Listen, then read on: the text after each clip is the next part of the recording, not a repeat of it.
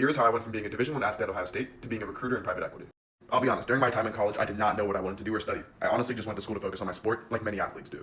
But the one thing that I did focus on was meeting as many people as possible. Networking was my greatest asset because I'm really good at talking to people and honestly I enjoy it. And that is what allowed me to get various internships when I was at school.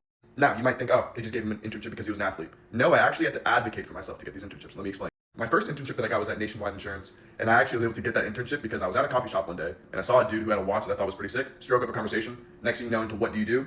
Next thing you know, I have a job interview.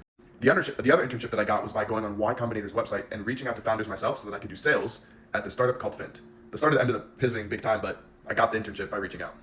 After interning at that startup, when it came college grad season, I still had no idea exactly what I wanted to do. Like, I wasn't like, I want to work in this kind of sales. Like, it wasn't like that at all. I actually didn't even think I was gonna get a job. By the time I started my senior year, my goal was for me to know where I was going to work after college by the time the weather started getting nice, and I lived in Ohio. Yes, I did mass apply to jobs on Handshake, Indeed, LinkedIn, you name it. And I got barely any interviews at all.